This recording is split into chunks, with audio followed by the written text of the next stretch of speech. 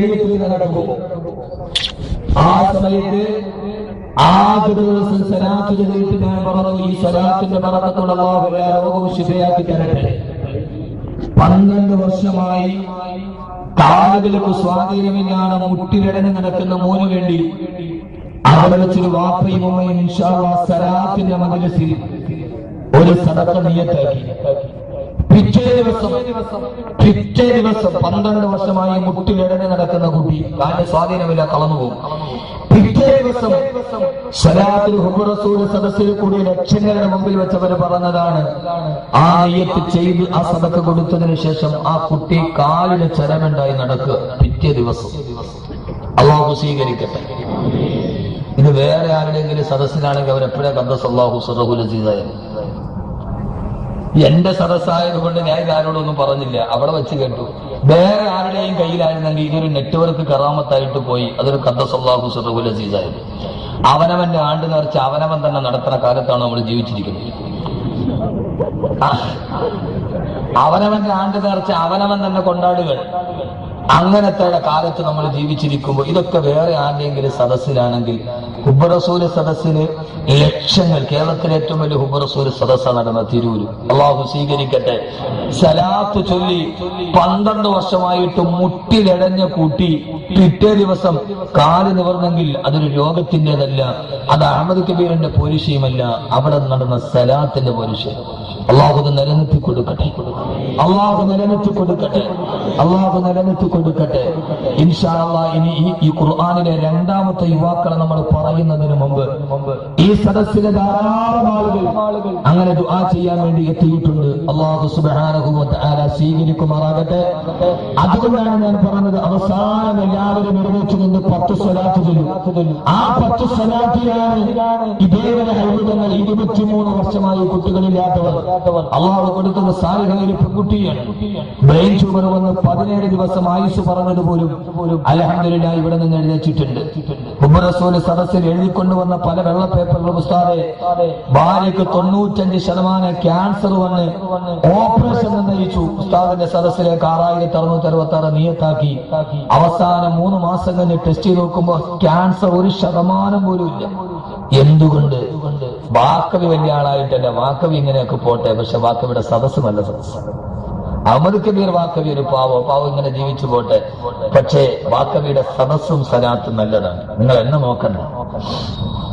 അള്ളാഹു എന്നെയും ശേഷം നിങ്ങളെ അള്ളാഹു നന്നാക്കി തരട്ടെ. ആമീൻ പറയും മനുഷ്യന്മാരെ. അള്ളാഹു ആദ്യം എന്നെയും, ഞാൻ വെളുക്കാൻ വേണ്ടിയാണ് ഞാൻ വേറെ പറയുന്നത്, നിങ്ങൾ വെളുക്കാൻ വേണ്ടിയല്ല. തുണി അലക്കുമ്പോ ആദ്യം കയ്യെ വെളുക്കൂ, പിന്നെ തുണി വെളുക്കും. തുണി അലക്കുമ്പോ ആദ്യം അലക്കുന്നുള്ള കയ്യ വെളുക്കുക, പിന്നെ തുണി വിലക്കൂ. അപ്പൊ അതുകൊണ്ട് ഞാൻ ആദ്യം നന്നാവാനാണ് ഞാൻ വേറെ പറയുന്നത്, 2ാമത് നിങ്ങൾ നന്നായാൽ മതി. അല്ലാഹു എന്നെ നിങ്ങളെ നന്നാക്കി തരട്ടെ. ഇൻഷാ അല്ലാഹ് മസ്ജിദ് തഖ്വ എന്ന ഈ മസ്ജിദിന്റെ വിപുലീകരണത്തിന് വേണ്ടിയാണ് ഈ സദസ്സ് സംഘടിപ്പിക്കപ്പെട്ടത്. എല്ലാ സഹോദരങ്ങളും ധാരാളം പ്രയാസങ്ങളും കടങ്ങളും ബുദ്ധിമുട്ടുകളും ഒക്കെ ഉള്ളവരുണ്ട്. മിനിങ്ങാതെ നടന്ന സദസ്സിന്റെ അത്ഭുതമാണ് ഞാൻ പറഞ്ഞത്. പക്ഷെ ഇഖ്ലാസ് വേണം. അല്ലാഹുവേ, ഈ സദസ്സിൽ ബക്കറ്റുമായി സംഘാടകര് വരും. ഒരു സ്ക്വയർ ഫീറ്റ് വെറും ബക്കറ്റ് വരുമായിട്ട് 10 രൂപ 20 അല്ല. മസ്ജിദ് വിപുലീകരണം ഒരു സ്ക്വയർ ഫീറ്റ് 1500 റുപ്യ ഒരു സ്ക്വയർ ഫീറ്റ്. ഇൻഷാ അല്ലാഹ് എന്റെ വകയായി. ഉസ്താദ്, എനിക്ക് ഒത്തിരി പ്രയാസമുണ്ട്. അവസാനത്തെ 10 സലാത്തിൽ പങ്കെടുക്കണമെന്ന് നിങ്ങളോട് പറയാൻ കാരണം ഏതാണ്ട് കേരളത്തിന്റെ അങ്ങോളം ഇങ്ങോളം എത്ര ആളുകൾ ഉസ്താദെ, ഏത് ഡോക്ടർമാര് കൈയൊഴിഞ്ഞും ഈ സദസ് കൊണ്ട് നടന്നിട്ടുണ്ടെങ്കിൽ ഇൻഷാ അല്ലാഹ് 1 സ്ക്വയർ ഫീറ്റിന്റെ പൈസ നമ്മളെല്ലാവരും കൂടെ കൂടിയാൽ ഇൻഷാ അല്ലാഹ് നടക്കും. അതാ ബക്കറ്റിൽ കൊടുത്ത് നമുക്ക് ദുആ ചെയ്യാം. എന്നിട്ട് ഇൻഷാ അല്ലാഹ് ഇനി വാതിന് ഒരു നിർത്തലും ഇല്ല. ഞാൻ പെട്ടെന്ന് പറഞ്ഞു, അല്ലാഹു സ്വീകരിക്കും. ബക്കറ്റില്ലേ, ഇതെന്തിട്ട് വളരെ കൊണ്ടുപോകാൻ ബക്കറ്റ്. അള്ളാഹു സ്വീകരിക്കുമാറാകട്ടെ, അള്ളാഹു സ്വീകരിക്കുമാറാകട്ടെ. ഒരാള് പോലും ഒഴിവാകരുത്. ഒരാഗ്രഹം അള്ളാഹു ഇത് നടക്കണം മനസ്സിൽ വെച്ച് ഇൻഷാ അല്ലാഹ് 1 സ്ക്വയർ ഫീറ്റിന്റെ, കഴിയാത്തവരെ 1/2 സ്ക്വയർ ഫീറ്റ്. ഇത്രയും ചെറിയ ബക്കറ്റ്, ഇതെന്തിട്ട് ബക്കറ്റ്? ആദ്യം കണ്ടക്ടർ തന്നെ ടിക്കറ്റ്. അള്ളാഹു സ്വീകരിക്കുമാറാകട്ടെ. എനിക്കൊരാഗ്രഹമുണ്ട്. ആ ആഗ്രഹം വെച്ചിട്ട് ഞാൻ പൈസ ഒന്നും ഇല്ല ഇതിനകത്ത്. ബിസ്മില്ലാഹിർ റഹ്മാനിർ റഹീം. എനിക്കൊരാഗ്രഹമുണ്ട്, അള്ളാഹു നടത്തി തരട്ടെ. ആമേൻ പറ മനുഷ്യന്മാരെ. അള്ളാഹു നടത്തി തരട്ടെ, അള്ളാഹു പൂർത്തിയാക്കി തരട്ടെ. അള്ളാഹു സുബ്ഹാനഹു വ തആല ഒരു മനസ്സിലൊരു മുറാദ്. ഞാൻ എന്റെ സദസ്സിൽ 32,000-ലധികം ആളുകൾ സദഖ ചെയ്തിട്ടുണ്ട്. എന്റെ ഒരാൾ പോലും ഒഴിവാകരുത്. അല്ലാഹുവേ നീ സ്വീകരിക്കണേ, നീ സ്വീകരിക്കണേ അല്ലാഹുവേ. ഈ സദഖ ചെയ്യുന്ന സഹോദരങ്ങൾ ഏത് ആഗ്രഹം വന്നിട്ട് സദഖ ചെയ്യുന്നുവോ അല്ലാഹുവേ സ്വീകരിക്കണേ തമ്പുരാനെ. കടങ്ങളുള്ളവരാണെങ്കിൽ കടങ്ങൾ മാറ്റി കൊടുക്കണേ അല്ലാഹുവേ.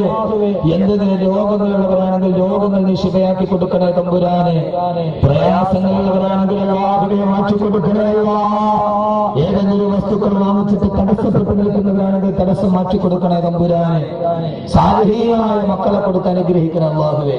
എല്ലാവരും ഒരാൾ പോലും ഒഴിവാകരുത്. അതാണ് അവസാനത്തെ സലാത്ത്. സഹോദരിമാരും ഒരു സ്ക്വയർ ഫീറ്റിന് 1,500 റുപ്യ കൊണ്ടുവന്നിട്ടുണ്ടോ?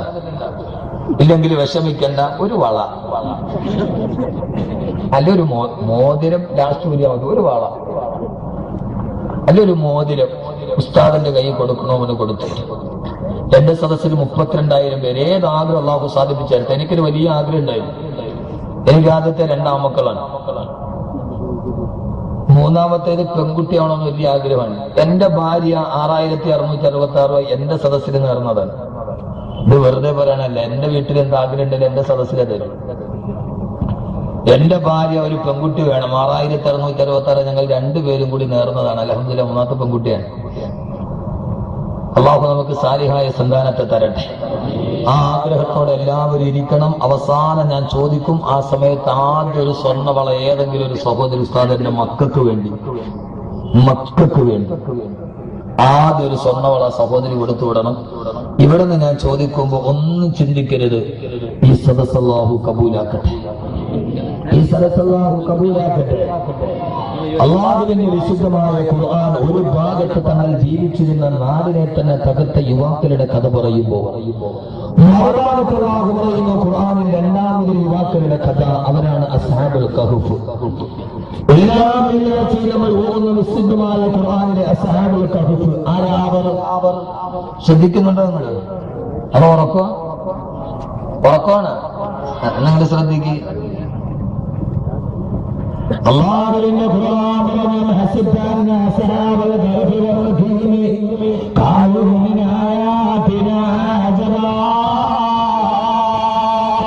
ഒരു നാട്ടിലേതാണ് 7 യുവാക്കൾ ജീവിച്ചിരിക്കുകയാണ്. ഒരു മറകഥ ദക്കിയാനുസന്ന രാജാവ് തന്റെ മുമ്പിൽ സുജൂദ് ചെയ്യണമെന്ന് ആവശ്യപ്പെട്ടപ്പോ പടച്ചറപ്പിന്റെ മുമ്പിൽ എല്ലാവരും ശിരസ് വിളിക്കില്ലെന്ന് പറഞ്ഞ് ആ ദക്കിയാനുസന്റെ മുമ്പിൽ തല വിളിച്ചുകൊണ്ട് നിൽക്കുമ്പോ 7 യുവാക്കളെ നെഞ്ചു വിരിച്ചുകൊണ്ട് വന്നിട്ട് പറഞ്ഞില്ല, പടച്ചറപ്പിന്റെ മുമ്പിലെല്ലാവരും സുജൂദ് ചെയ്യില്ല എന്ന് പറഞ്ഞ് ആ രാജാവിന്റെ പദഭീഷണിയിൽ നിരച്ചുപെടാണ്. ആര് കാണാത്ത കൊടുങ്കാടിന്റെ ഉള്ളിലേക്ക് കടന്നുപോയ യുവാക്കളാണ് അസ്ഹാബുൽ കഹ്ഫ്. 7 യുവാക്കൾ കൊടുങ്കാടിൽ പോവുകയാ. നാടിലിട്ട് വീടിലിട്ട് ഭാര്യയിട്ട് മക്കളിട്ട് അല്ലാതെ പെട്ടിട്ട് വേണ്ടി മാത്രം കൊടുങ്കാട്ടിലേക്ക് പോയ യുവാക്കൾ. ആ യുവാക്കൾ ആരില്ലാതെ ഒരു ദൂരം കിടന്നു വന്ന തീരുമാനിക്കുമ്പോ അവ പറയുകയാണ്,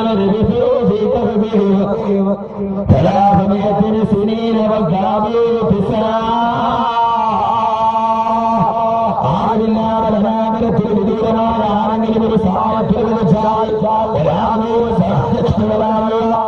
ഒരു മനഃശാസ്ത്രത്തിന്റെ വിദൂര സാധ്യത പോലില്ലാത്ത കൊടുങ്കാടിന്റെ നടുവ്, കാട്ടാനകളും ഹിംസബന്ധുക്കളും മാത്രം താമസിക്കുന്ന കൊടുങ്കാടിന്റെ നടുവ് ആ 7 യുവാക്കളെ ക്ഷീണത്താടെ കിടന്നുറങ്ങിപ്പോയി.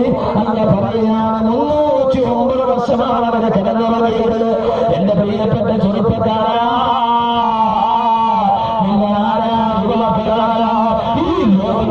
ഈ പ്രപഞ്ചത്തിന്റെ തുടക്കം മുതൽ ഇതേവരെ ഈ സൂര്യനോ കിഴക്കിനെ ലഭിച്ചിട്ടുണ്ട്, പടിഞ്ഞാറ് സ്ഥലച്ചിട്ടുണ്ട്. ഇതേവരെ സൂര്യന്റെ ഭ്രമണത്തിൽ തടസ്സം വന്നിട്ടില്ല.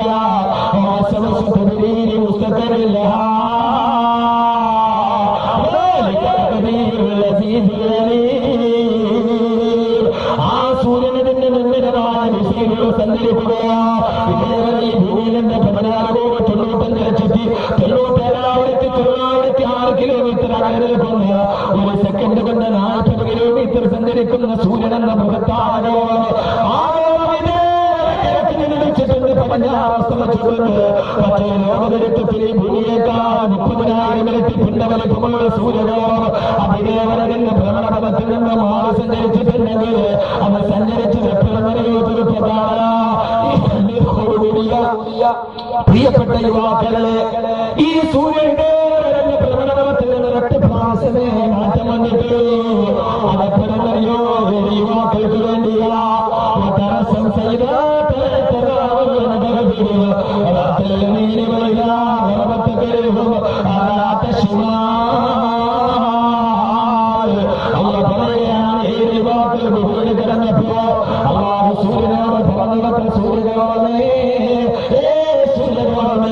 എനിക്ക് വേണ്ടി എന്റെ തൊട്ടിക്ക് വേണ്ടി ഞാൻ നേരിട്ട യുവാക്കളെ മുകളിൽ കിടക്കുകയാണ്.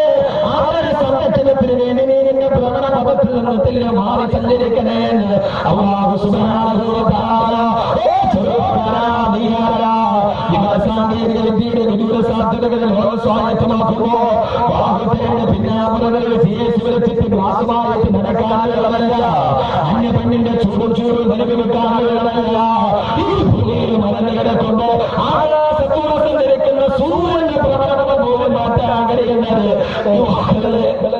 യുവാക്കളെ നിങ്ങൾക്ക് വേണ്ടിയാണ്, യുവാക്കളെ നിങ്ങൾക്ക് വേണ്ടി മാത്രമാണ്. ഈ സൂര്യലോകത്തെ പോലും ഏത് യുവാക്കൾക്ക് വേണ്ടി ഞാൻ ദിശ മാറ്റിയിരിക്കുകയെന്ന് അല്ലാതെ വിശുദ്ധ ഖുർആൻ ചുരുക്കി പറയട്ടെ. നിങ്ങൾക്കറിയാവുന്ന കഥയാണ്.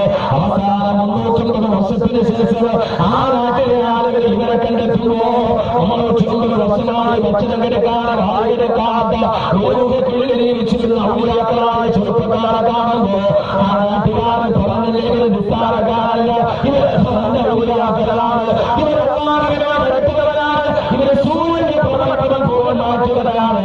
അതുകൊണ്ട് ഇവരുടെ സ്മാരകമായി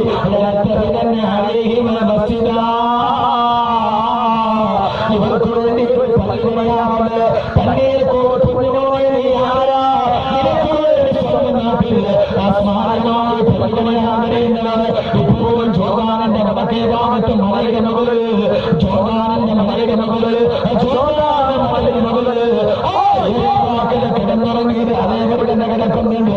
കഴിഞ്ഞ വർഷം മിగిന് ഞാനത് പോയി നേരിട്ട് കണ്ടതാ. മലയുടെ മലഭാഗത്ത് മലയുടെ മകള് ഒരു മസ്ജിദ് സ്മാരകമായുണ്ടാക്കിയ മസ്ജിദ് അതിന്റെ താഴക്കട നിറങ്ങുന്നുണ്ട്, അതിന്റെ താഴക്കട നിറങ്ങുന്നുണ്ട്. 10,000 ആളുകൾ ഇപ്പോൾ ദിയാത്ത് ചെയ്യാമെന്ന് അസാബ് കിടക്കുന്ന യുവാക്കള് ആ മക്കൾ ഇപ്പോഴും അവിടെ കിടക്കുകയാണ്.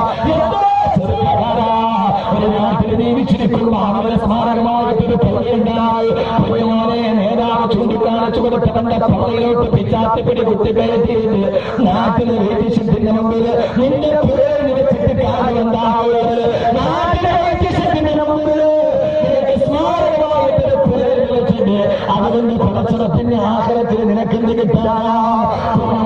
ജീവിച്ചു കിട്ടുന്ന ആയുസുകൊണ്ട് അല്ലാതെ ഭൂതത്തിന് വേണ്ടി ജീവിക്കാൻ കഴിഞ്ഞാൽ യുവാക്കൾക്ക് വേണ്ടി ആ നാട്ടിൽ പള്ളി നിർമ്മിച്ചെന്ന് അല്ലാതെ വിശുദ്ധ ഖുർആൻ. അല്ലാഹു നമുക്ക് തൗഫീഖ് നൽകട്ടെ. നിങ്ങൾ മറന്നു കിടക്കുമ്പോൾ ആകാശത്തിലെ സൂര്യനെ പോലും ദിശ മാറ്റാൻ കഴിയുന്നവൻ. പക്ഷെ ഇന്ന് നിങ്ങളോ ആരെങ്കിലും ചൂണ്ടിക്കാണിക്കുന്നവന്റെ പള്ളയിലോട്ട് പിച്ചാത്തിപ്പടി കുത്തിക്കയറ്റി 53 വയസ്സുകാരനെ 52 പ്രാവശ്യം മരത്തിക്കടത്തി വെട്ടിക്കൊന്ന് അവസാനം ലോകത്തിലെ ഏറ്റവും വലിയ നിഷ്ഠൂരമായ കൊലപാതകത്തിന്റെ ശിക്ഷാവിധി നിയന്ത്രിക്കുമ്പോഴും ഇന്ന് കോടതി പറഞ്ഞ ഒരു വാക്കുണ്ട്, അതിന്റെ പുറകിലെ രാഷ്ട്രീയം എനിക്ക് പ്രശ്നമല്ല, ഏത് കാര്യവും എന്റെ നിലപാട് വെട്ടിത്തുറന്ന് പറയുന്ന ആളാണ് ഞാൻ. ഇന്ന് 52 വയസ്സുകാരൻ 53 പ്രാവശ്യം മരത്തിക്കടത്തി നിഷ്ഠൂരമായി വെട്ടിക്കൊലപ്പെടുത്തി രാവിലെ കാലത്ത് മുറ്റം കൊടുത്തിട്ട് പോയ അച്ഛന്റെ മൃതദേഹം വൈകുന്നേരം വീട്ടിൽ വരുന്നു. എവിടെയാണ് മുറ്റം കൊടുക്കേണ്ടതെന്നറിയാതെ പൊട്ടിക്കരുത് ഒരു മകന്റെ അച്ഛനെ കൊന്ന ടിപിയുടെ വധക്കേസ് പൂർത്തിയാകുന്നു. കോടതി പറഞ്ഞ നിരീക്ഷണമുണ്ട്, ഈ കൊല ചെയ്ത കൊലയാളികൾ ആരുടെയൊക്കെയോ കയ്യിൽ ആയുധങ്ങളാണ്, ആരുടെയൊക്കെയോ കയ്യിൽ, ആരുടെ ആവട്ടെ നമുക്കറിയില്ല. അതിന്റെ രാഷ്ട്രീയം ഇടതാണോ വലതാണോ അതൊന്നും എനിക്കറിയില്ല. അമത വല വിമത, എനിക്ക് അമതും ഇല്ല വിമതവും ഇല്ല. അതപ്പുറയാണോ ഇപ്പൊ LDF ആണോ UDF ആണോ അതൊന്നും നമുക്ക് വിഷയമല്ല. എന്റെ വിഷയം ആർക്കും ഒരു വിഷമം അക്കാര്യത്തിൽ തോന്നണ്ട. കോടതിയുടെ നിരൂപണം, ഈ ജീവപര്യന്തം കഠിന തടവ് ശിക്ഷിക്കപ്പെട്ട ആളുകൾ അവർ സ്വയം കൊല ചെയ്തത് വ്യക്തിവൈരാഗ്യം, അവർക്ക് ആ വ്യക്തിയോട് വൈരാഗ്യമില്ല. അവരുടെ പെങ്ങളെ ഇയാൾ കയറി പിടിച്ചിട്ടില്ല, അവന്റെ സ്വത്ത് തർക്കം ഇയാളുമായിട്ടില്ല. ഇവർ ആരുടെയൊക്കെ ആയുധമാണ്? മോനെ, നീ മറ്റൊരുത്തന്റെ ആയുധമാകാനുള്ളവൻ? ആരെ ചൂണ്ടിക്കാണിക്കുന്നവന്റെ പിച്ചാത്തിപ്പിടിയിൽ കുത്തിയിറക്കി നിന്റെ ഭാര്യ നിന്നെ നോക്കി കരയുമ്പോ, നിന്റെ മാതാപിതാക്കൾ നിന്നെ നോക്കി കരയുകയാണ്. ഇത്രയും നാൾ 9 മാസവും 9 ദിവസവും നൊന്തു പ്രസവിച്ച് മരണത്തിന് സമാനമായ വേദന സഹിച്ചു മക്കളെ വളർത്തി അവസാനം വാപ്പയും ഉമ്മയും തളർന്ന് വീട്ടിലിരിക്കുമ്പോ ഒരു നേരത്തെ കഞ്ഞിയുടെ വെള്ളം തരേണ്ട മകൻ അവൻ തെമ്മാടിയായി നടന്നു പോകുമ്പോൾ ഈ പാവപ്പെട്ട ഉമ്മയുടെ കണ്ണു നിറയുകയാണ്. നിന്റെ വാപ്പ നിന്നെ നോക്കി വീടിന്റെ മുമ്പിൽ നിൽക്കുകയാണ്. ആ സമയത്ത് കല്ല് മുടിച്ച് വ്യഭിചാരത്തിന്റെ കഥയും പറഞ്ഞ് നടക്കുന്ന പ്രിയപ്പെട്ട ചെറുപ്പക്കാരാ, നിന്റെ ഉമ്മയുടെ കണ്ണുനീരെന്ന് അറിഞ്ഞില്ല, നിന്റെ വാപ്പയുടെ കണ്ണുനീര് നീ എന്തേ അറിഞ്ഞില്ല? അവർക്കൊരു നേരത്തെ കഞ്ഞു കൊടുക്കാൻ കഴിയാത്ത നീ മറ്റൊരുത്തന്റെ ചട്ടുകമായി മാറുമ്പോ, എന്റെ പ്രിയപ്പെട്ട മോനെ, നിങ്ങൾക്ക് തോന്നുന്നുണ്ടാവും അഹമ്മദ് കബീർ വാക്കവി ഇതൊക്കെ പറയേണ്ട കാര്യമെന്താ, അയാൾ പറഞ്ഞാൽ ഞങ്ങളിത് കേട്ടിട്ട് നന്നാവാൻ പോവുക? ഇതൊക്കെ കേൾക്കുമ്പോഴും എനിക്ക് വലിയ ധാരണയൊന്നുമില്ല. ഈ ഇരിക്കുന്ന മുഴുവൻ ആളുകളും എന്റെ വാക്ക് കേട്ട് നന്നാകുന്ന ചെറുപ്പക്കാരാണ്. അങ്ങനെ ഒരു തെറ്റിദ്ധാരണയൊന്നും എനിക്കില്ല. ഇത് പറയുമ്പോഴും നിങ്ങളുടെ ചിന്ത എന്താണെന്നറിയോ? ഓഹോ, ഇയാൾ ഞങ്ങളെ നന്നാക്കാൻ വന്നിരിക്കുക. റോഡിൽ നിൽക്കുന്ന പല ആളുകളും ചിന്തിക്കുന്നുണ്ടാവും, ഓഹോ ഇനിയിപ്പോ വാക്കവി ഇതൊക്കെ പറഞ്ഞിട്ട് ഞങ്ങളെ നന്നാക്കാൻ വന്നിരിക്കുക, ഞങ്ങൾ നന്നാവൂല, ഞങ്ങൾ ആരാ? ഞങ്ങളെ രക്ഷിക്കാൻ ആളുകളുണ്ട്, ഞങ്ങൾക്ക് തരാൻ ആളുകളുണ്ട്, പണം തരാൻ ആളുകളുണ്ട്, ഞങ്ങൾക്ക് ആരോഗ്യമുണ്ട്, ഞങ്ങൾക്കെല്ലാം ഉണ്ട്, ഞങ്ങളിനി ഒരിക്കലും നന്നാവില്ല എന്ന് ചിന്തിക്കുന്നുവെങ്കിൽ എന്റെ പ്രിയപ്പെട്ട സഹോദരിമാരെ, ഒരു വെള്ളം തരും, ചൂടുള്ള വെള്ളം. എന്റെ പൊന്നു സുലൈമാനിക്ക് അത്ര വെള്ളം എന്തായത്? നിങ്ങൾ ഡേറ്റ് കിട്ടുന്നതിന് മുമ്പ് 7 പ്രാവശ്യം തിരുവനന്തപുരത്ത് വന്നല്ലേ? ഡേറ്റ് കിട്ട 7 പ്രാവശ്യം വന്നു. ഇവിടെ വന്നപ്പോൾ ആ ചൂടുവെള്ളമില്ല. അതങ്ങനെയാണ്.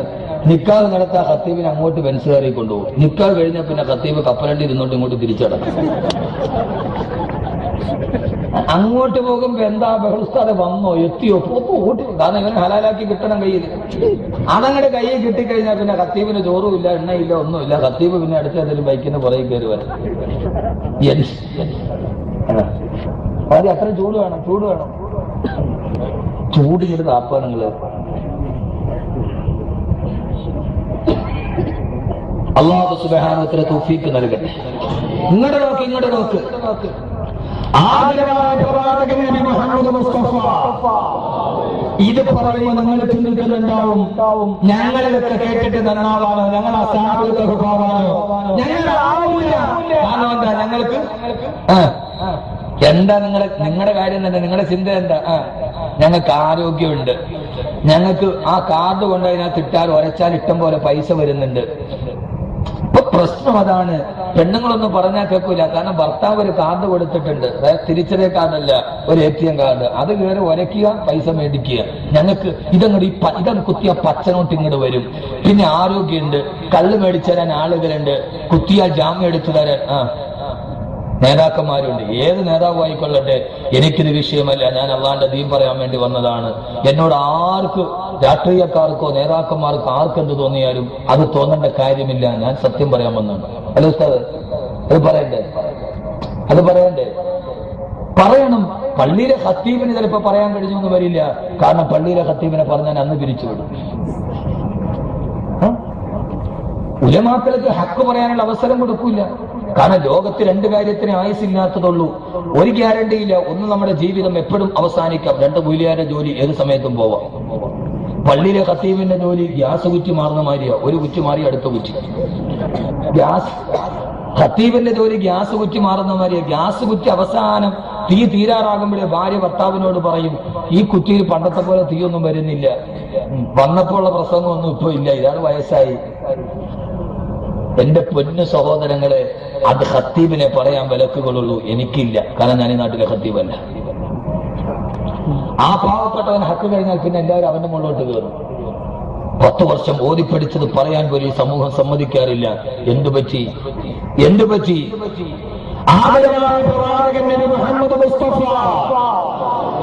എന്നാ ഞങ്ങളെ കേട്ടുകൊള്ളുക. പെണ്ണുങ്ങളോട് പറഞ്ഞാൽ ഞങ്ങൾക്ക് സൗകര്യമില്ല. ഞങ്ങളെങ്ങനെയും വിവാഹചന്തയിൽ, വിവാഹവേദികളിൽ, ഷോപ്പിംഗ് മാളുകളിൽ, തൊഴിലുറപ്പ് പോലെ ജീവിക്കുന്ന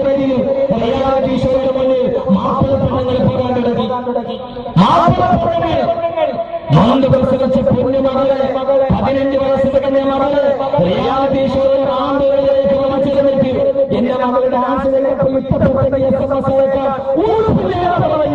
ഒരുമാതിരി മാപ്പിളപ്പെണ്ണുകളുടെ നരകത്തിന്റെ അവധിത്തമായിട്ട് മാറി തലയിൽ തട്ടപ്പെട്ടിട്ട് മാപ്പിളപ്പെണ്ണുകൾ റിയാലിറ്റി ഷോയിൽ ആണ്ടുകൾ കളിക്കാൻ തുടങ്ങി.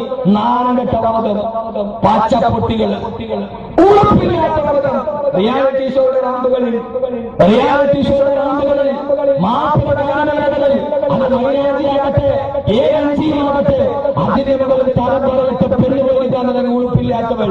എന്നിട്ട് അള്ളാഹുമാനത്തായിട്ട് എത്തിച്ച പെണ്ണിനെ മോളെ അവളെ പറന്നു വിട്ടിട്ട് അവൾ ആടിയപ്പോ ഉളങ്ങി തെളിച്ചപ്പോ ഇഷ്ടപ്പെട്ടെങ്കിൽ അവൾ എന്തിഷ്ടപ്പെട്ടെങ്കിൽ SMS അയച്ചിട്ട് 40 ലക്ഷത്തിന്റെ ഫ്ലാറ്റിലിരിക്കുന്ന അള്ളാഹുവിന്റെ ഖുർആൻ പറഞ്ഞു, ഇത് അവസാനിപ്പിക്കുക, ഈ അഹങ്കാരം നിർത്തിയില്ലെങ്കിൽ ഈ അഹങ്കാരത്തോടെ നിന്ന ജനതയുടെ മുമ്പിലാണ് ഖുർആനിൽ ഏറ്റവും പേടിപ്പിടിപ്പെടുത്തുന്ന ആയത്തറിയത്. മലബാറിലെ പെണ്ണ് മുഴുവൻ റിയാലിറ്റി ഷോയിൽ പങ്കെടുക്കാൻ തുടങ്ങി. നമ്മുടെ തെക്കൻ ജില്ലകളിലെ പെണ്ണുങ്ങൾ അത്രയില്ല. ഏത് റിയാലിറ്റി ഷോയിൽ നിങ്ങൾ നോക്കി, മലബാർ ഭാഗത്തേക്ക് തൃശ്ശൂർ ഇങ്ങോട്ട് കഴിഞ്ഞാൽ ആ ഭാഗത്തുള്ള മക്കനയിട്ട പറതയിട്ട പെണ്ണുങ്ങളാണ് അല്ലേ? നിങ്ങൾ എന്നെ കുറിച്ച് നോക്കണം, എന്താ എന്നെ പേടിപ്പിക്കുക? നമ്മുടെ തെക്കൻ ജില്ലയിലെ പെണ്ണുങ്ങളൊന്നും കാണൂലുണ്ടോ? എന്താ ഇല്ല. എന്തുകൊണ്ടാ? എന്റെ നാട്ടിലെ പെണ്ണുങ്ങൾക്ക് നരകത്തെ പേടിയായിട്ടല്ല, SMS അയച്ച് കിട്ടിയില്ല, അതുകൊണ്ട്. അല്ലാതെ അവര് നരകം പേടിച്ചിട്ടോ അള്ളാനെ പേടിച്ചിട്ടൊന്നുമല്ല. എന്നാ നിങ്ങൾ കേട്ടോളി, ഗൗരവമായിട്ട് കേട്ടോളൂ. അള്ളാഹുവിന്റെ ഖുർആനിൽ എത്രയൊക്കെ വഴന്നു പറഞ്ഞിട്ടും പള്ളിയിലെ ഇമാമ വഴന്നു പറയുന്നു, എല്ലാവരും ഉപദേശിക്കുന്നു. ഇതൊക്കെ കേട്ടിട്ട് നന്നാവാത്ത ജനതയുടെ മുമ്പിലാണ് അള്ളാഹുവിന്റെ ഖുർആനിൽ ഏറ്റവും പേടിപ്പെടുത്തുന്ന ആയത്തിറങ്ങിയത്. ഏറ്റവും പേടിപ്പെടുത്തുന്ന ആയത്തേതാ? ഏതാ ഖുർആനിലെ ഏറ്റവും പേടിപ്പെടുത്തുന്ന ആയത്തേതാ? ഏതാ? ആദരവായ പ്രവാചകൻ നബി മുഹമ്മദ് മുസ്തഫ സല്ലല്ലാഹു അലൈഹി വസല്ലം കൈകാര്യത്തിൽ നിന്നുകൊണ്ട് അന്നത്തെ ആ കാലഘട്ടത്തിൽ ഏറ്റവും വലിയ അക്രമാരികളായ യുവാക്കളോട് പറഞ്ഞില്ലേ, അല്ലാഹുവിനെ നിങ്ങൾ അനുസരിക്കണേ, നാളെ നിങ്ങൾ സ്വർഗ്ഗത്തിലേക്ക് പോകേണ്ടവരാണ്, അതുകൊണ്ട് അല്ലാഹുവിനെ നരകത്തിലേക്ക് പോകരുത് എന്ന് സദുപദേശം പറഞ്ഞപ്പോ ആ സമയത്ത് അല്ലാഹുവിന്റെ റസൂലിനെ കളിയാക്കിക്കൊണ്ട് കൈകാര്യത്തിന്റെ മത്താവിന് ചാടുന്നുണ്ട്. ആ നൂറ്റാണ്ടിലെ ചെറുപ്പക്കാരെ വെല്ലുവിളിച്ചു ഇതേപോലെ പറയുമ്പോ ആളുകളുടെ മുമ്പിൽ പ്രയാസത്തോടെ റോഡുകളിൽ വിവരങ്ങളെ നന്നാക്കാനോ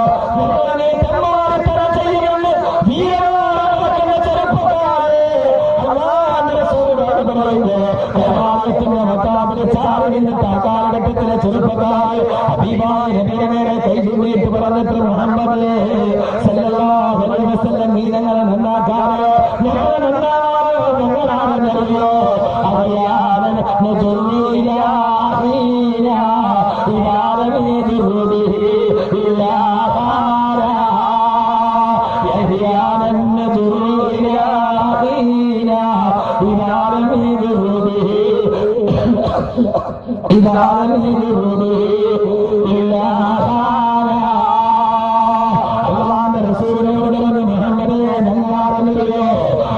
പരസ്യമായിട്ട് പറയുകയാണ്. എല്ലാ ദിവസവും ഒരു ദിവസം വ്യതിരിച്ച് നിലനിലേക്ക് കിടന്നാൽ ഉറക്കം പറയുക. അങ്ങനെ ഒരു ദിവസം വ്യതിരിക്കാൻ ഒരാളെ കിട്ടാതെ രാവിലെ മുതൽ വൈകുന്നേരം വരെ നടന്നിട്ട് അവസാനം നിരാശയോടെ വ്യതിരിക്കാൻ ഒരു ദിവസം കിടക്കണമെന്നല്ലോ നോക്കി നിരാശയോടെ നടന്നു പോകുമ്പോ ആ സമയത്താണെന്റെ സഹോദരന്റെ ഭാര്യന്റെ സഹോദരന്റെ ഭാര്യകരമായി പിടിച്ചുകൊണ്ടുപോയി നവമായിട്ട് കിടപ്പറ വന്നിട്ടുണ്ട്. സ്വന്തം സഹോദരന്റെ ഭാര്യയോട് പിടിച്ചിട്ട് ആരും മധ്യത്തിലേക്ക് നിന്ന് നെഞ്ചത്ത് കൈപിടിച്ചിട്ട് എത്തിത്തെറിച്ചു പറഞ്ഞ ചെറുപ്പക്കാർ ആ സമയത്താണ് വേറൊരാൾ പറഞ്ഞത്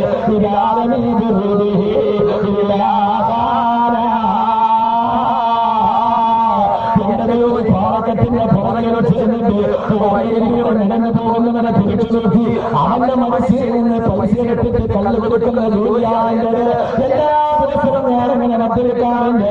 ഒരു ദിവസം രാവിലെ മുതൽ വൈകുന്നേരം വരെ പാറക്കെട്ടിന്റെ പുറകിൽ ചെയ്യുന്നുണ്ട്. ഒരാൾ പോലും മധുരമില്ല.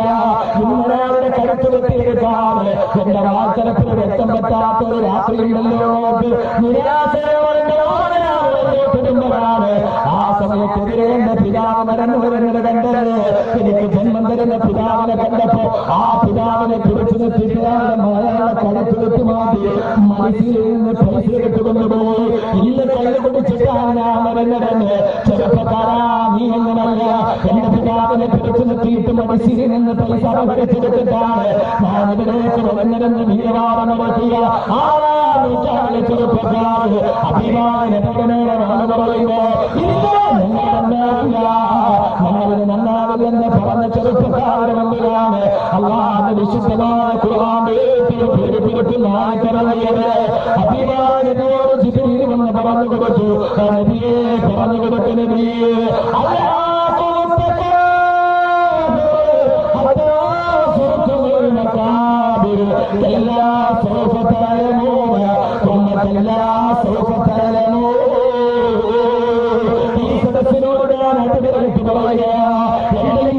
മനസ്സിലെന്നാണോ നമ്മുടെ ജീവൻ എന്നാണോ അതിലെ കാട്ടവരുടെ മുമ്പിൽ ഏറ്റവും പേരെപ്പെടുത്തുന്ന ആളുകളെയോ ഏവരെയാണ് തുമ്മാടി തിരഞ്ഞെയ്യുക, ഏവരെയാണ് വിനിയോഗിക്കുക. നീ ഇങ്ങനെ മദ്യപിക്കുക, എത്ര നാളാണ് പെണ്ണെ നീ ഇങ്ങനെ ജീവിക്കുക. ഏവരെ ഏവരെയാണ് അഹങ്കാരം നിലനിർത്തുക.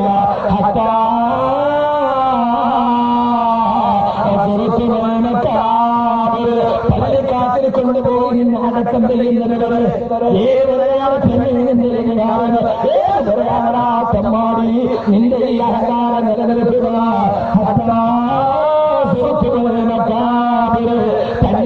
പള്ളിയുടെ കബർസ്ഥാനിലേക്ക് കൊണ്ടുപോയി നിന്നെ മറത്തിപ്പിടിച്ച് മറത്തിക്കിടത്തിൽ പിടിമുന്നവാറിയിരുന്നവര് അത് കഴിഞ്ഞാൽ എവിടെ അഹങ്കാരിക്കും, എവിടെ അഹങ്കരിക്കും. നീ നെഞ്ചു വിരിച്ചിട്ട് നടക്കുകയില്ല. പള്ളിക്കാട്ടിൽ കൊണ്ടുപോയി നടക്കുന്നവര് പെണ്ണുമാരെ ഇതിനേക്കാൾ അഹങ്കരിച്ചവര് അടുത്ത വെള്ളിയാഴ്ച ചെന്നൈക്കോട് വിമാനസ്ഥാനം ഇറങ്ങുമ്പോ അവർ നിറഞ്ഞു കിടക്കുന്ന പള്ളിയിലെ കബർസ്ഥാനിലെ സഭ കുടിയിരുന്നവര് ആ കബർസ്ഥാനിന്റെ മീസാൻ കല്ലിന്റെ മുകളിൽ ഭാഗത്ത് മൈലാഞ്ചി ചെടി ഇങ്ങനെ മുളച്ചു നിൽക്കുന്നത് കാണാം. ആ മൈലാഞ്ചി ചെടി നിന്നെ നോക്കി ചിരിക്കുകയാണ്. ആ മൈലാഞ്ചി ചെടി നിന്നെ നോക്കി ചിരിക്കുകയാണ്. കബർസ്ഥാനിലെ മൈലാഞ്ചി ചെടി നിന്നെ നോക്കി പറയുന്നതല്ല. നെഞ്ചു വിരിച്ചുകൊണ്ട് എന്റെ മുമ്പിലൂടെ നടന്നു പോകുന്നു.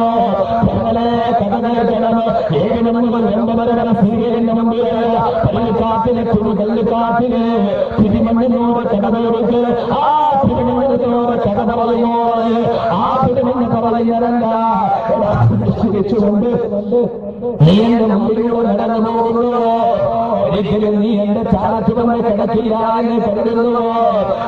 നിന്നെ കാവലി കൊലകം കൊണ്ട് നിന്നെ കാവലി രക്ഷാവിളിവ് തനക്കുള്ളിലെ വളങ്ങൾ വെച്ചെടുത്തിട്ടാണടാ ഞാനിവിടെ മുളച്ചു നിൽക്കുന്നത്. എടി പെണ്ണെ, നിന്നേക്കാൾ സൗന്ദര്യമുള്ള നിന്നേക്കാൾ നയനമനോഹാരികള് തനക്കുള്ളിലെ വളങ്ങൾ വെച്ചെടുത്തിട്ടാണടി ഞാനിവിടെ മുളച്ചു നിൽക്കുന്നത്. നാളെ നീ നിന്റെ ചുവട്ടിൽ വന്ന് കിടക്കുന്നു. നിന്റെ തലക്കുള്ളിലെ വളം ഞാൻ വലിച്ചെടുത്തരാ.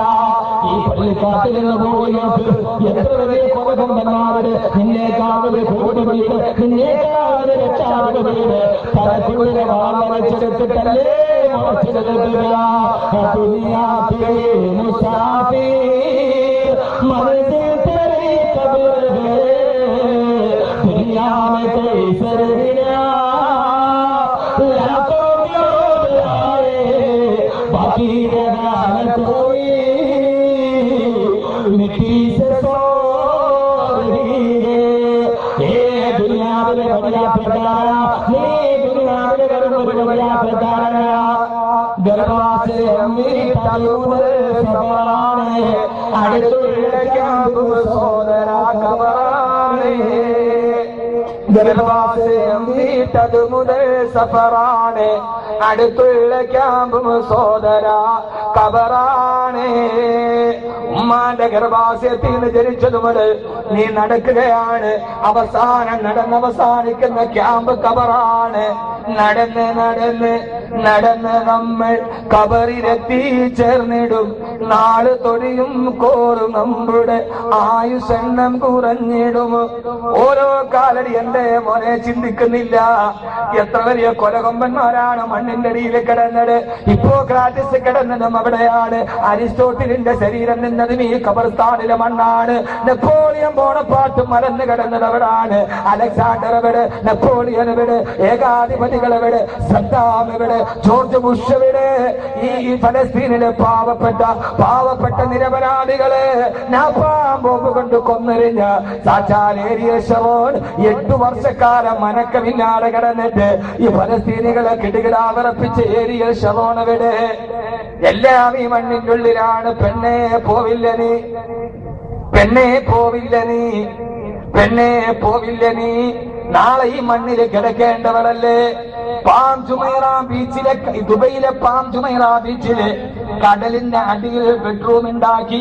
ആ ബെഡ്റൂമിന് ഭിത്തിയല്ല, കടലിന്റെ അടിയിലെ ഹോട്ടലിലെ ബെഡ്റൂമിന് ഗ്ലാസ് കൊടുത്ത് ആ ഗ്ലാസിന്റെ വെളിയിലൂടെ കടലിന്റെ ഇടയിലൂടെ ഊളിയിട്ട് പോകുന്ന ഡോൾഫിനുകളെ കണ്ടുകൊണ്ട് കട്ടിലിൽ കെട്ടിപ്പിടിച്ചിറങ്ങിയ ശശി തരൂരിന്റെ സുനന്ദയവിടെ? അവരുടെ ശരീരം ഇപ്പം പുഴുക്കൾ തിന്നു മാറിയിട്ടുണ്ടാവും. ആരാ സുനന്ദ പുഷ്കറാരാ? പാംജുമൈറ ബീച്ചിലെ കടലിന്റെ ഉള്ളിലെ ബെഡ്റൂമില് ഡോൾഫിനുകളെ കണ്ടുകൊണ്ട് കെട്ടിപ്പിടിച്ച് കിടന്നതാണ്. എവിടെ പെണ്ണെവിടെ പോയി?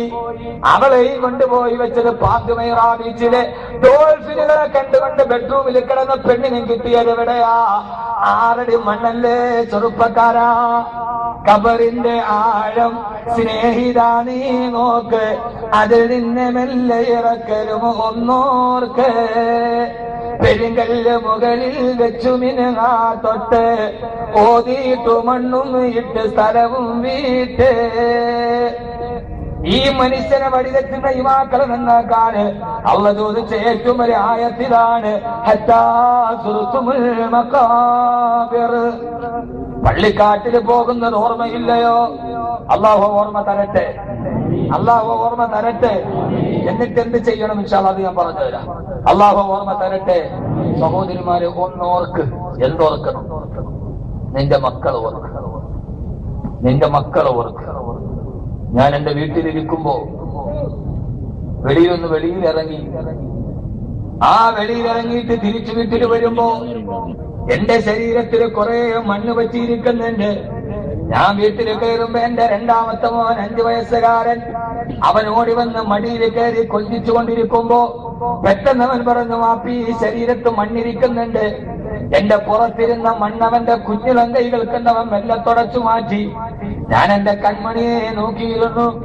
അവനവന്റെ വിരൽ കൊണ്ട് എന്റെ ശരീരത്തിന്റെ അവന്റെ ഉപ്പയുടെ ശരീരത്തിലെ മണ്ണ് മാറ്റുമ്പോ നോക്കിയിരുന്നു. എന്റെ കണ്ണ് നിറഞ്ഞുപോയി. എന്റെ കൺമണിയെ കെട്ടിപ്പിടിച്ചിട്ടൊന്ന് മുത്തം കൊടുത്തു ഞാൻ.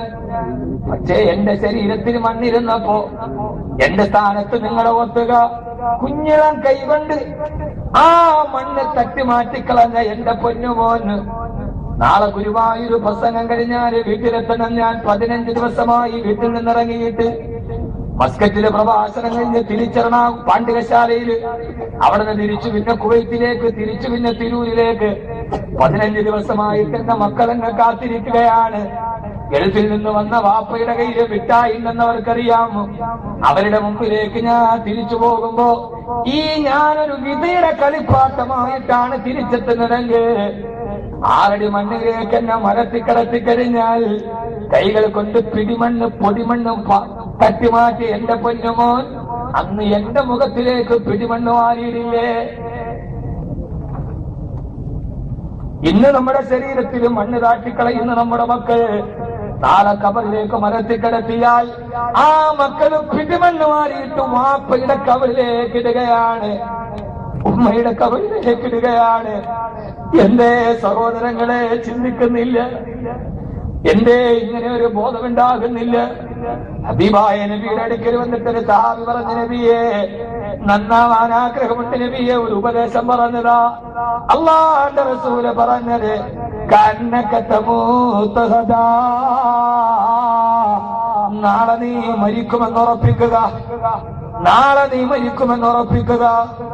അല്ലാഹുവേ, നാളെ ഞാൻ മരിക്കും, നാളെയാണ് ബഖൽഫി കരീമാതുൻ അലയ്യാ ബവാതിയാ വഫീഹിന്ന ഉമ്മി സദീഖി വയതറതി. നാളെയാണ് എന്റെ ഭാര്യ മക്കളും എന്റെ മയ്യത്തിന്റെ പുറകിൽ കെട്ടിപ്പിടിച്ച് കരയുന്നതെന്ന് ഉറപ്പിക്കുക. അല്ലാഹു ചിന്ത തരട്ടെ. ഇന്ന് നന്നാവും, ഇങ്ങോട്ട് നോക്കി, ഇന്ന് നന്നാവും, ഇന്ന് നന്നാവും, നാളെ രാവിലെ ഞാൻ മരിക്കുന്നു ഉറപ്പിക്കും. ഇന്നത്തെ എന്റെ നിസ്കാരം ഏറ്റവും ഒടുക്കത്തെ നിസ്കാരമാണ് കരുതുക. ആ നിസ്കാരത്തിന് ഭയങ്കര ശിലാസം. അള്ളാഹുനാക്കി തരട്ടെ, അള്ളാഹുനാക്കി തരട്ടെ, അള്ളാഹുനാക്കി തരട്ടെ. ആ ഒരു ബോധത്തിൽ ഓരോ ദിവസവും മുന്നോട്ട് പോകാൻ കഴിഞ്ഞാൽ എന്റെ പൊന്നു ചെറുപ്പക്കാരെ നമുക്ക് ഹറാമ് ചെയ്യാൻ കഴിയില്ല. നാളെ 6 അടി മണ്ണിലേക്ക് പോയാൽ ലോകത്ത് നമുക്ക് എന്താണ് ബാക്കിയുള്ളത്? ലോകത്ത് എന്താണ് ബാക്കിയുള്ളത്? ഞാൻ ഈ അടുത്ത സമയത്ത് അടുത്ത് വാതിന് പോകുമ്പോ 3 ആൺമക്കൾ എന്നെ കാണാൻ വേണ്ടി വന്നു. അവര് ഉസ്താദെ 4 ആൺമക്കളാണ്, 5 ആൺമക്കളാണ്. വാപ്പ വലിയ സമ്പത്തിന്റെ ഉടമസ്ഥൻ, വാപ്പ മരിച്ചു, മക്കൾ തമ്മിൽ തർക്കമായി, കേസ് കോടതിയിലായി. അവര് പറഞ്ഞത് കോടതിയിൽ ഒരു മകൻ അനുകൂലമായിട്ട് വിധി വന്നു. വിധിയിൽ നിന്ന് വാപ്പാടെ സമ്പത്ത് കൈവാങ്ങിച്ചിറങ്ങിയ മകനെ മൂത്താള് കുത്തിക്കൊന്നു. ഒരു മരിച്ചു, മറ്റേ മകൻ ജയിലിലായി, ബാക്കി 3 പേര് വെളിയിൽ. ഉസ്താദെ, ഞങ്ങൾക്ക് ഈ സമ്പത്തൊന്നും വേണ്ട, ഈ സമ്പത്ത് മുഴുവനും പള്ളിക്ക് കൊടുക്കുകയാണ്, ഉസ്താദ് വാതിന് വരണമെന്ന് പറയാൻ എന്റെ അടുത്ത്. നമ്മൾ മരിച്ചു കഴിഞ്ഞാൽ നമ്മൾ സമ്പാദിച്ചതെല്ലാം മണ്ണിന്റെ മുകളിൽ, നമ്മളോ മണ്ണിന്റെ അടിയിൽ. മുകളിലും മണ്ണ്, താഴെയും മണ്ണ്, അകത്തും മണ്ണ്, പുറത്തും മണ്ണ്. ഈ ഒരൊറ്റ ജീവിതം, നാളെ പോലും ഗ്യാരണ്ടി ഇല്ലാത്ത ഈ ജീവിതത്തിൽ ആർക്ക് വേണ്ടിയാണ് നാം ഇങ്ങനെ മത്സരിക്കുന്നത്? എന്റെ പ്രിയപ്പെട്ട സഹോദരങ്ങളോട് അല്ലാഹു സുബ്ഹാനഹു വ തആല ഇൻഷാ അല്ലാഹ് ഇനി എന്ത് ചെയ്യണം അത് ഇൻഷാ അല്ലാഹ് ഞാൻ അടുത്ത് പറയാം. അതിനു മുമ്പ് അള്ളാഹുവിന്റെ അതിമഹത്തായ അനുഗ്രഹത്താൽ ഈ പുണ്യമായ സദസ്സ് അല്ലാഹു നിലനിർത്തി തരട്ടെ. ധാരാളം ആളുകൾ നിൽക്കുന്ന നമുക്ക് പെട്ടെന്ന് അവസാനിപ്പിക്കാം, കുറെ വിഷയം കൂടി പറയേണ്ടതുണ്ട്. അതിനു മുമ്പ് ഈ 10,000 ഒരുമിച്ച് കൂടിയ സദസ്സിൽ മിനിങ്ങാൻ ഒറ്റ ദിവസം കഴിഞ്ഞില്ല, ഈ 25, 26 ശനി ഞായർ ദിവസങ്ങളിലാണ് തിരൂർ മുനിസിപ്പൽ സ്റ്റേഡിയത്തിൽ ഹുബ്ബ് റസൂൽ പ്രഭാഷണം നടത്തി. ആ സദസ്സിൽ സലാത്ത് ചൊല്ലുമ്പോ 12 വർഷങ്ങളായി കാലിലും മുട്ടുകാലിലും ഇടഞ്ഞു നടന്ന മകൻ, ഞാൻ പറഞ്ഞ വീട്ടേ ദിവസം ഇൻഷാ അല്ലാഹ് സലാത്ത് ചൊല്ലുമ്പോ 66,666 രൂപ ഒരു സലാത്തിന്റെ ഒരു നിയ്യത്തായിട്ട് കൊണ്ടുവരണം. 32,000-ലധികം ആളുകൾ അത് ചെയ്തിട്ടുണ്ട്. നിങ്ങളും അതിൽ ഇൻഷാ അല്ലാഹ് എന്റെ എല്ലാ സദസ്സിലും ഉണ്ടാകുമെന്ന് പറഞ്ഞപ്പോ 12 വർഷമായി മുട്ടിലിടഞ്ഞു നടക്കുന്ന മകന്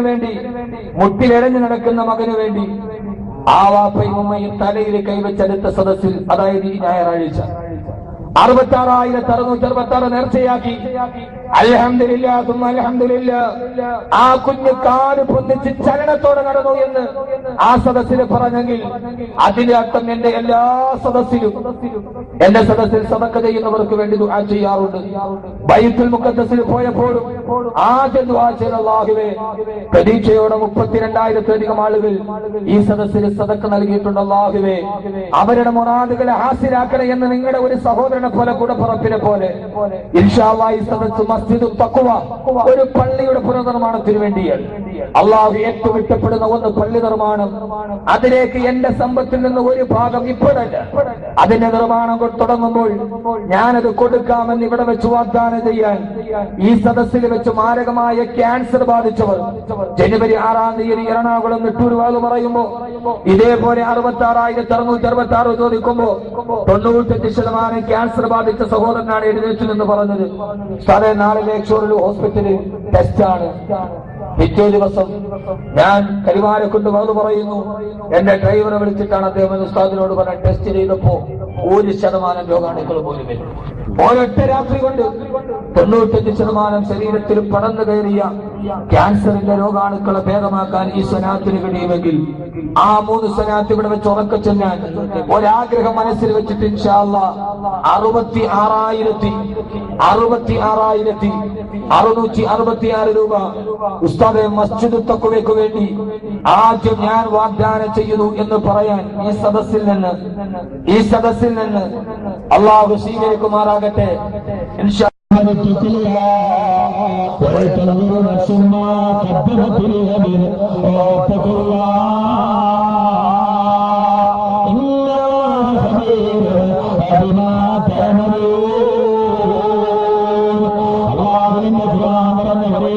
എന്റെ പ്രിയപ്പെട്ട സഹോദരങ്ങളോട് പറഞ്ഞിട്ട് ഞാൻ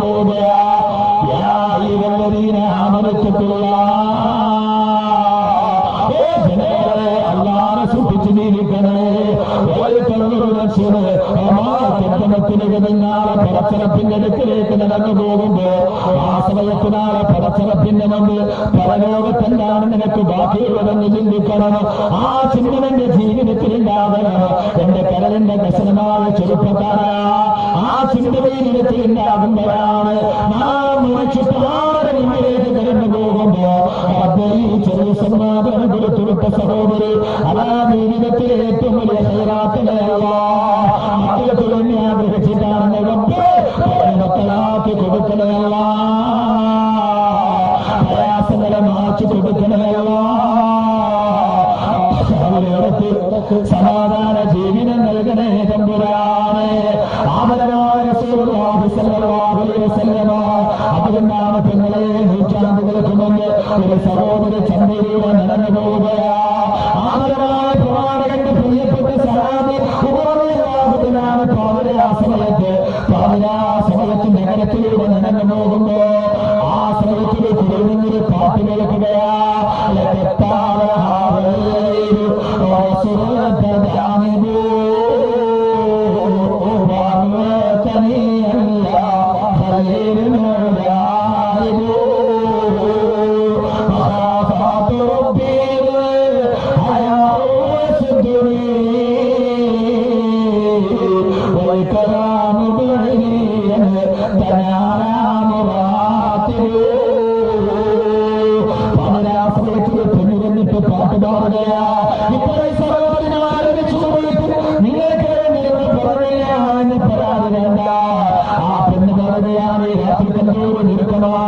ഈ തരത്തിലുള്ള രാത്രിയില് ഏകാന്തനായ കട്ടിലിൽ കിടന്നിട്ടിന് കുറഞ്ഞാകുന്നില്ല. എനിക്ക് ഈ പാവരാസമയത്തിന്റെ ശരീരത്തിന് ചൂടുണ്ടവരുണ്ട്. എന്റെ ഭർത്താവെന്നതിലെ പട്ടാളത്തില, എന്റെ ഭർത്താവന്റെ ചാരത്തില്ലാത്തതുകൊണ്ട് എനിക്ക് കിടന്നിട്ട് ഉറക്കം വരുന്നില്ല. ഞാനെന്റെ കൈ വിളിച്ചാൽ ഈ മക്കളിലെ പുരുഷന്മാരെന്റെ കിടപ്പറയിൽ വരാത്തത് കൊണ്ടല്ല, പക്ഷേ റബ്ബിനെ കുറിച്ച് ഓർക്കുമ്പോ എനിക്ക് പേടില്ല.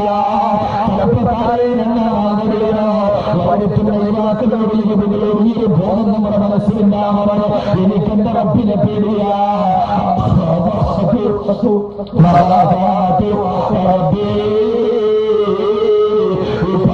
സമയത്തിന്റെ ശരീരം ഹറാമിനെ കുറിച്ച് ആഗ്രഹിക്കുമ്പോ ചാനൊക്കെ ചെറുപ്പക്കാരന്റെ ചാനത്തുള്ളതാക്കുന്നതൊന്നല്ല, പക്ഷേ എന്റെ റബ്ബിനെ കുറിച്ച് ഓർക്കുമ്പോ എനിക്ക് പേടില്ല. നരകമൊക്കാൻ എനിക്ക് പേടില്ല. നരകത്തെ കുറിച്ച് ചിന്തിച്ചാൽ പേടില്ല. ഉണ്ടാകുന്നില്ല. സമയത്തുകൊണ്ടാകും മറച്ചു കൊടുത്തു കഴിയുമ്പോ ഒരു ചെറുപ്പക്കാരനെ നമ്മുടെ വീടിന്റെ മുകളിൽ തെളിച്ച ആ തെളിച്ചത് വീട്ടിലിരുന്ന് ശരീരത്തിലേക്ക് തണുപ്പൊളിച്ചടക്കുമ്പോ അവന്റെ ശരീരത്തിന്റെ വികാരത്തെ പിടിച്ചു കൊടുക്കാൻ കഴിയുന്നില്ല. ആ സമയത്താണ് മാതിൽ വിട്ടുമുട്ട് കേൾക്കുന്നത്. വാതിൽ തുറക്കുമ്പോ ശരീരം മുഴുവൻ മഴവെള്ളത്തിൽ നനഞ്ഞിട്ട് ഒരു സുന്ദരി പെണ്ണുമാതിൽ തട്ടുകയാ കയറി നിൽക്കാൻ. ആ പെണ്ണുമാതിലുകൾ നടത്തുകയറി സഹോദരങ്ങളെ സഹോദരിമാരെ ആരുമില്ലാതെ ഈ രാത്രിയുടെ നിശബ്ദതയിൽ എല്ലാവരും ഉറക്കത്തിന്റെ കരിമ്പടം പുറച്ചു കിടക്കുമ്പോ ആ ചെറുപ്പക്കാരനും ആ പെണ്ണും എപ്പോഴും വീട്ടിൽ തനിച്ചായി മരണം നേരത്ത് കൊടുത്തു വീഴുകയാണ്. തണുപ്പ് കൊണ്ടാണ് അരിച്ചിറങ്ങുകയാണ്. ആ സമയത്ത് ആ ശരീരത്തിലേക്ക് മഴവെള്ളം നനഞ്ഞിട്ട് വസ്ത്രങ്ങളുടെ ശരീരത്തിലേക്ക് പച്ചി പിടിച്ചു കിടക്കുമ്പോ അവർ രണ്ടുപേരെയും നിയന്ത്രണം നഷ്ടപ്പെട്ടുപോയി. ആ സമയത്ത് ആ ചെറുപ്പക്കാരൻ ത്തിലേക്ക് പോകുന്ന സമയം രണ്ടുപേരും തമ്മിൽ ഹറാമ നടക്കാൻ പോവുകയാ. ആ സമയത്ത് ചെറുപ്പക്കാരെ ചിന്തിച്ചു, എന്റെ ശരീരത്തെ എനിക്ക് പിടിച്ചു നിർത്താൻ കഴിയുന്നില്ല. പക്ഷേ റബ്ബേ എനിക്ക് നിന്നെ പേടിയാ, ഞാൻ എന്താ ചെയ്യുക? നിങ്ങൾക്കറിയോ പെങ്ങളെയാ ചെറുപ്പക്കാരൻ അടുക്കളയിലേക്ക് പോയി അയാളും മെഴുകുതിരിയെടുത്ത് കത്തിച്ചു. എന്നിട്ട് ആ മെഴുകുതിരിയിലേക്ക് തന്റെ വിരലാ മെഴുകുതിരിയുടെ തീയിലേക്ക് വെച്ചു. മെഴുകുതിരിയുടെ തീ തന്റെ ശരീരത്തിലേക്ക് കയറുമ്പോ വേദന സഹിക്കാൻ അയാളെ കൈ പിരിഞ്ഞു വെച്ചിട്ട് അയാൾ പൊട്ടിക്കരയാൻ തുടങ്ങി. അല്ലാ, ഈ ദുനിയാവിലൊരു മെഴുകുതിരി എന്റെ കയ്യിൽ തൊട്ടപ്പോ എനിക്ക് സഹിക്കാൻ കഴിയുന്നില്ല. ഈ സമയത്ത് ഞാൻ നാളെ നരകത്തിൽ വന്നാൽ ഇതിനേക്കാൾ ലക്ഷക്കണക്കിന് ഇരട്ടി പവറുള്ള നരകത്തിന്റെ തീയിൽ ഞാൻ എങ്ങനെ സഹിക്കുമല്ല? ആള് പിന്നെ ഹറാമിൽ നിന്ന് മാറി. കുറച്ചു കഴിഞ്ഞപ്പോ വീണ്ടും ശരീരം ആഗ്രഹിക്കാൻ തുടങ്ങി. അപ്പോഴും അയാള് മെഴുകുതിരി കത്തിച്ചു. ആ മെഴുകുതിരിയിലേക്ക് വിരൽ വെച്ചു. നേരം വിളക്കുന്നവരെ ശരീരം തെറ്റിലേക്ക് പോകുമ്പോ നരകത്തോർക്കാൻ മെഴുകുതിരി കത്തിച്ചിട്ട് അതിന്റെ ഉള്ളിലേക്ക് വിരൽ ചേർത്ത് വെച്ച ആ പ്രിയപ്പെട്ട ചെറുപ്പക്കാരെ ഇവിടെ വെച്ചൊരു തീരുമാനമെടുക്കുക. നാളെ പിന്നെ മുമ്പിൽ പോകേണ്ടതല്ലേ? നന്നാണ് ഒറ്റവടിയേ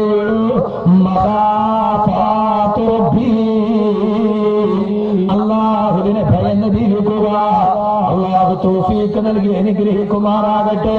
നാളെ പടച്ചിറപ്പിന്റെ കത്തിക്കാരന്റെ അടുത്തിലേക്ക് പോകണമെന്ന ബോധമുണ്ടാവുക. അള്ളാഹു നമുക്ക് ആ ബോധം നൽകി അനുഗ്രഹിക്കുമാറാകട്ടെ. അള്ളാഹു ആ ബോധം നൽകുമാറാകട്ടെ. നാളെ ഇവിടെ നിന്ന് വിട പറയണം. പടച്ചറപ്പ് സ്വർഗവും നരകവും നൽകുമ്പോ സ്വർഗത്തിന്റെ അവകാശിയായി മാറണം എന്ന ഒരു ബോധത്തിലേക്ക് നമ്മൾ കടന്നു പോകണം. അതിനാണ് ഈ സദസ്സുള്ളത്.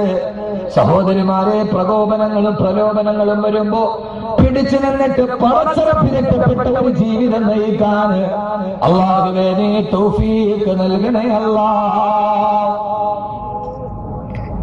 അള്ളാഹു നമുക്ക് ആ ബോധം നൽകി അനുഗ്രഹിക്കുമാറാകട്ടെ. ഉമ്മയുടെ ജ്യേഷ്ഠത്തിയുടെ മകൾക്ക് 10 വർഷങ്ങളായി കുഞ്ഞുങ്ങളില്ല. ദുആ ചെയ്യാൻ ഒരു സ്വർണ്ണ മോതിരം, ഭർത്താവിന്റെ ജോലി ശരിയാവാൻ വേണ്ടി, കുട്ടിയുടെ കണ്ണിന്റെ കാഴ്ചശക്തി കുറവാണ്, ഡോക്ടർമാര് കാണുന്നില്ല, അസുഖം, അതുകൊണ്ട് ദുആ ചെയ്യാൻ ലോക്കച്ചൊരു ഉമ്മ, വേറൊരു സംഘമാര്. എല്ലാവരും എഴുന്നേറ്റേക്ക്, എല്ലാവരും എഴുന്നേറ്റേക്ക്. അള്ളാഹു കബൂലാക്കട്ടെ.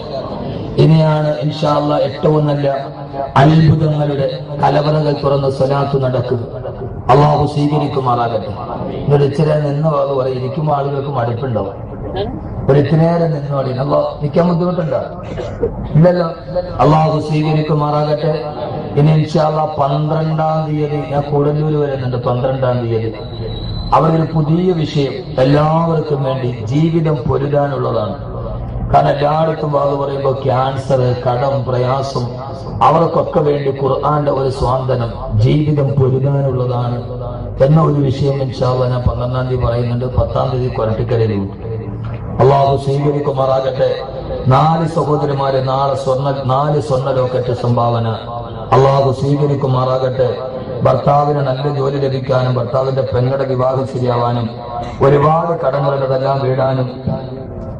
എന്റെ ഉപ്പ സൗദിയിൽ ജോലി നഷ്ടപ്പെട്ട് നിൽക്കുന്ന അവസ്ഥയിലാണ്. അതൊക്കെ മാറാൻ വേണ്ടി മിസ്രിയ നൗഷാദ് എന്ന സഹോദരി കുമാരനല്ലൂർ അള്ളാഹു സ്വീകരിക്കുമാറാകട്ടെ. ഇൻഷാ അല്ലാഹ് അള്ളാഹു സുബ്ഹാനഹു വ തആല എല്ലാവിധ ഖൈറും ബറക്കത്തും അള്ളാഹു നൽകി അനുഗ്രഹിക്കുമാറാകട്ടെ.